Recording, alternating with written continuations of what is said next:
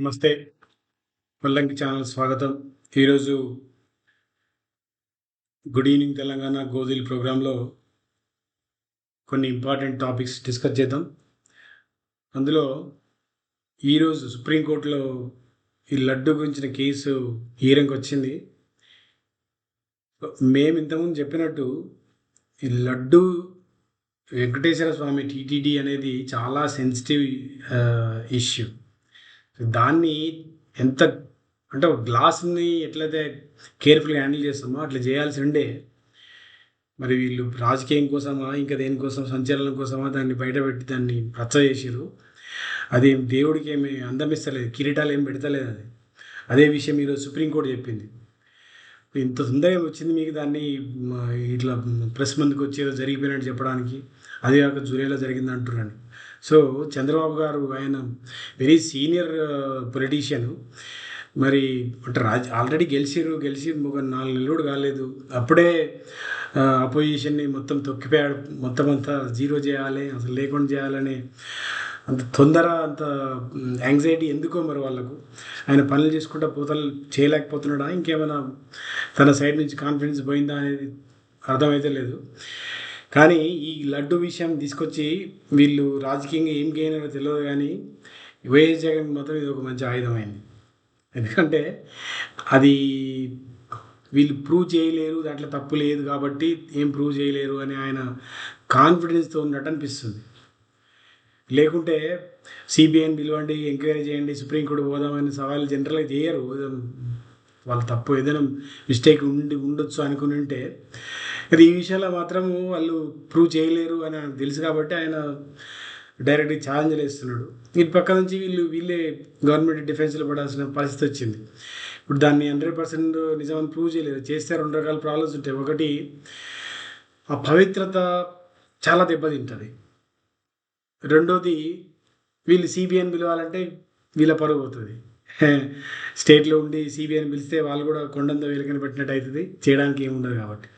కాబట్టి Chandrababu garu he has made a big grave mistake. నాకు తెలిసి ఒక పొలిటికల్గా చాలా పెద్ద మిస్టేక్ చేసిన అనుకుంటున్నాను నేను. అది స్ట్రాటజిక్ మిస్టేకా లేకుంటే ఇంకేమైనా ట్రాప్లో ఉన్నాడా ఆయన, కానీ ఎవరైనా మరి బీజేపీ ట్రాప్లు పడి బీజేపీ వాళ్ళు ఇచ్చిన సలహానా, లేదంటే ఆయననే సొంతంగా తీసుకున్న సలహానా, ఏదైతే నేను కానీ ఆయన మాత్రము ఈ failed miserably. It is going to be a దాన్ని ఏమంటారు, సెట్ బ్యాక్ ఆయనకే అవుతుంది. ఇది ఆల్రెడీ ఆయన ఫ్రస్ట్రేషన్ కనిపిస్తుంది ఆయన మాటలలో కూడా. సో ఇప్పటికైనా కూడా ఆ ఇష్యూని క్లోజ్ చేసి దాన్ని ఇప్పటితో ఆపేసి ఇంకా దాన్ని ఫర్దర్గా ఆయన స్టేట్మెంట్ లేకుండా, ఇంకెవరు స్టేట్మెంట్ లేకుండా ఇన్వెస్టిగేషన్ వాళ్ళ పేరుతోని మళ్ళీ దాన్ని ఇంకా రచ్చ చేయకుండా ఉంటే జనాలు మర్చిపోతారు. ఇంకా అది ఏదో జరిగిపోయిందని వదిలేస్తారు. మీకు దాన్ని పెద్దగా చేసి ఇంకా రప్చర్ అవుతుంది. అదొక విషయం. అయితే మొన్న పొంగులేటి శ్రీనివాసరెడ్డి ఇంట్లో ఈడీ దాడులు అయినాయి అని చెప్పినారు. ఒక 16-17 గంటలు దాడులు చేసారు. కౌంటింగ్ మెషిన్లు, డబ్బులు కౌంటింగ్ మెషిన్లు 4-5 సార్లు బయట నుంచి తీసుకుపోయారని చెప్పినారు. అది లగ్జరీ వాచ్ల గురించా, టీడీఎస్ స్కామ్ గురించా, ఇంకేం గురించా రకరకాల న్యూస్ వచ్చినాయి బయట. ఒకడు 1,300 కోట్లు దొరికినాయి అన్నాడు, ఇంకొక ఆయన 600 కోట్ల స్కామ్ అన్నాడు, 300 కోట్లు దొరికినాయి అన్నారు. సో దీని వెనుక మేమేమనుకున్నామంటే, ఇది హర్యానాకి ఎలక్షన్కి ఫండింగ్ పోకుండా బీజేపీ తీసుకొచ్చిన అటాక్ అంటే ఈ రైడ్ అని మేము అనుకున్నాము. మోస్ట్లీ ప్రాబ్లీ అదే కావచ్చు. ఈ సీజన్లో అయితే ఇంకా అంతకంటే పెద్ద అవసరం ఏం లేదు బీజేపీకి ఈడీ రైడ్ చేయడానికి.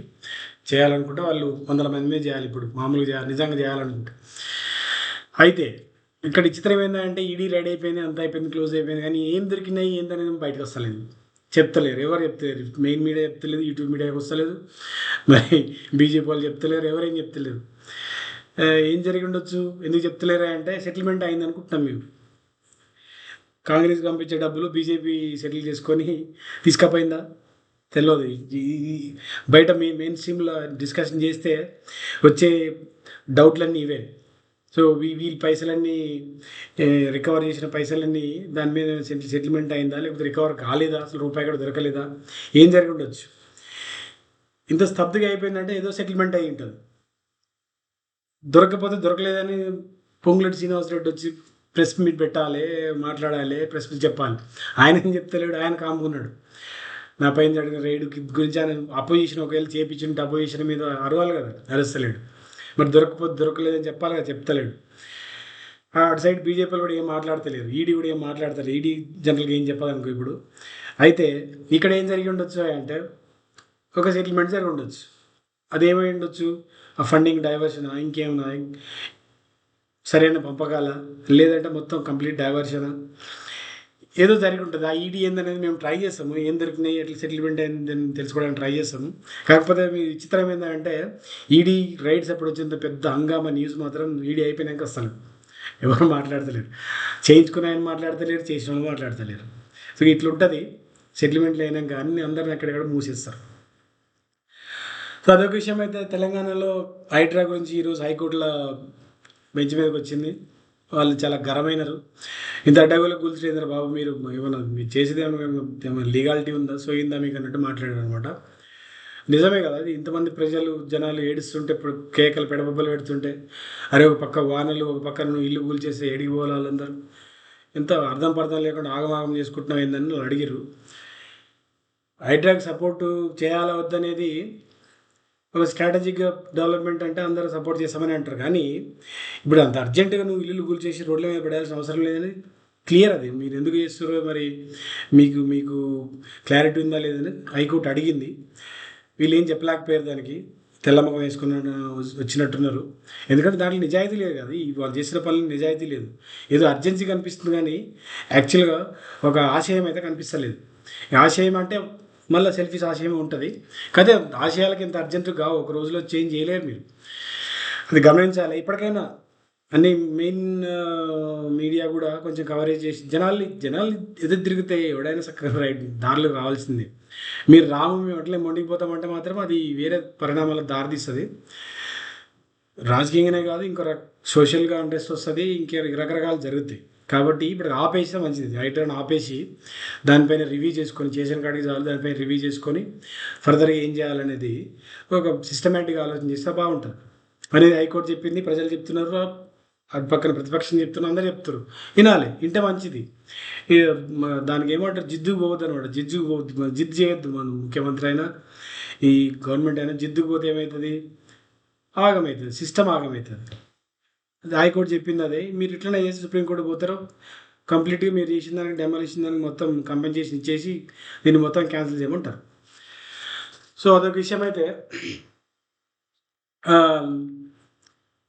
అసలు మూసీ కోసం చేస్తున్న ఈ హైడ్రాని ఇంకొక యాంగిల్లో నిన్న మన అంటే మేము దీని వెనక నిన్న మాట్లాడినట్టు అసలు మూసీ పుట్టింది ఎక్కడ, దామగుండం అని వికారాబాద్ అడవుల్లో, ఆ అడవుల్లో లేకుండా చేస్తారు. ఇప్పుడు అసలు లేకుండా పోతే మూసీ నీళ్ళు రావు. ఇంకా అక్కడ బేసిక్ ఒక గుట్టల మధ్యలో అడవులలో ప్రొటెక్టెడ్ రిజర్వ్ ఫారెస్ట్లోనే ఇవన్నీ రకరకాల నదులు కానీ ఇవన్నీ ఉద్భవిస్తాయి అన్నట్టు. ఈ వాగులు కానీ చలమలు కానీ ఇంకేమన్నా. కానీ నువ్వు అక్కడ మొత్తం క్లీన్ చేసి పడేస్తే అది అది రాను కాలక్రమేణా మొత్తం ఏమవుతుందంటే మొత్తం జాగ్రఫీ మారిపోయి ఇంకా అక్కడ నీకు నీళ్ళ సోర్స్ ఏమి ఉండదు. కాబట్టి మూసీ అనేది ఒకటి ఎండిపోయిన నది అవుతుంది. ఏది చాలా నదులు అప్పుడు మన భారతదేశంలో చాలా నదులు ఉండేవి, సరస్వతి, నర్మదా, రకరకాల నదులు ఉండేవి. కొన్ని అంతరించిపోయినాయి. ఎందుకు పోయినాయి అంటే ఈ జాగ్రఫీ చేంజెస్ వల్లనే. కొన్ని న్యాచురల్ కెలామిటీస్ వల్ల, కొన్ని ఆ జాగ్రఫీ న్యాచురల్గా చేంజ్ కావడం వల్ల, కొన్ని మ్యాన్ మేడ్ మిస్టేక్స్ వల్ల. ఇదైతే 100% మ్యాన్ మేడ్ మిస్టేక్. దామగుండం మొత్తం అంతా చెరిపేయడం, అడవిని తీసేయడం. ఆబ్వియస్గా ఇది మూసీ నదిని అంతం చేస్తుంది. కాబట్టి మూసీ నది చుట్టుపక్కల ముద్దు కడతా అని మీరు తీసుకున్న ప్రాజెక్టుకి అర్థం లేకుండా పోతుంది. కాబట్టి ముందు మూసీ నది కాపాడే మార్గం చేయండి. ఏదైతే డిఫెన్స్కి ఇచ్చిర్రో వాళ్ళతో మళ్ళీ మాట్లాడి ఎన్విరాన్మెంటలిస్టులు, తర్వాత దానికి సంబంధించిన ఎవరైతే ఉన్నారో డిఫెన్స్ వాళ్ళు అందరూ కూర్చొని ఏది ఇంపార్టెంట్, ఏది ఎక్కడ ఆల్టర్నేట్ చేయొచ్చు, వేరే మార్గాలు ఏమున్నాయి, దీనివల్ల నష్టాలు ఏందనేది డీప్గా అనాలైజ్ చేస్తేనే బాగుంటుంది. అప్పుడు బీఆర్ఎస్ కూడా ఇచ్చింది, పర్మిషన్ ఇచ్చిందని ఇప్పుడు చూపిస్తారు మీరు. మరి బీఆర్ఎస్ పర్మిషన్ ఇస్తే ఎందుకు చేయలేదు వాళ్ళు? అప్పుడు మీ గవర్నమెంట్ వచ్చినాక ఎందుకు చేస్తారు అనేది ఆలోచన చేయాలి. వాళ్ళు ఇచ్చి వెనకపోయిరా, లేకుంటే ఇంకే కారణాలు వెనకపోయిరా? మొత్తానికైతే మంచి జరిగింది కదా, చెడు జరగలేదు కదా. మీరు కూడా పోండి, వెనకపోండి, ఒక అడుగు తీసుకుంటే తప్పేముంది. ఇచ్చినాం కానీ ఇప్పుడు ఏమని వెనకపోండి, ఏమవుతుంది? ఫర్దర్గా సైన్ చేసి ఉంటారు, బట్ దట్స్ ఓకే. మీరు మళ్ళీ కూడా మేము ఏమంటే లీగల్గా అడ్డల్స్ రావచ్చేమో కానీ బట్ ఈ ఎన్వైర్న్మెంట్ కోసము, హైదరాబాద్ కోసం, మూసీ నది కోసము వెనక పోవాల్సి వస్తే పోవాలి, వెనక గుంజుకోవాలి. ఆల్రెడీ వర్క్ స్టార్ట్ అయింది అంటారు. మరి ఇది ఫర్దర్గా కంప్లీట్గా మొత్తం డివాస్టేషన్ కాకముందే ఈ గవర్నమెంట్ ముందు హైడ్రాని పక్కన పెట్టి అసలు మూసీని కాపాడాలి. ఫస్ట్ మూసి పుట్టిన దాని జన్మస్థానం కాపాడాలి. లేకుంటే ఈ హైదరాబాద్లో మూసే ఉంటుంది, ఇంకా అందుకు పోయి మూసీలో కట్టుకోవచ్చు. అందరూ ఆ ప్లేస్లో మంచిగా ఆక్యుపై చేసుకుని ఇల్లు కట్టుకోవచ్చు. అప్పుడు ఈ మీరు కూల్చిందంతా వృధా అయిపోతుంది, మీకు పేరు మిగులుతుంది, చెడ్డ పేరు మిగులుతుంది. కాబట్టి ఇది ఏం చేయాలంటే పైనుంచి నరుక్కుంటారండి, హైడ్రాని ఆపేయండి అనేది మా విజ్ఞప్తి వల్లంకి నుంచి. ఇది ఈరోజు మా పార్ట్నర్ రాలేదు, బట్ వీలైన కాడికి మా చెప్పాలనుకున్న వ్యూస్ చెప్పినాము. జై తెలంగాణ, జై హింద్, సీ యూ.